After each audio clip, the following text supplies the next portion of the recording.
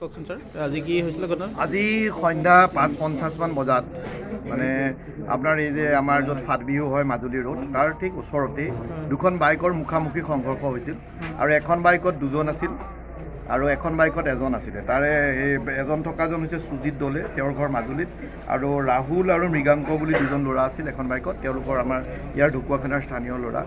দুইখন বাইকৰ মানে মুখামুখি সংঘৰ্ষ হোৱাৰ ফলত তেওঁলোক আটাইৰে গুৰুতৰ জখম হৈছিল আৰু আমি লগে লগে তেওঁলোকক হস্পিটেললৈ লৈ আহিছিলোঁ আমাৰ ঢকুৱাখানা FRUত, আৰু অনাৰ পথতেই যিজন মাজুলীৰ ল'ৰা সুজিতৰ মৃত্যু হৈছে আৰু বাকী দুজনৰ জখম গুৰুতৰ হোৱাৰ কাৰণে ইয়াত আমি ফাৰ্ষ্ট এইডটো দি তেওঁলোকক ধেমাজি চিভিল হস্পিটেললৈ প্ৰেৰণ কৰা হৈছে।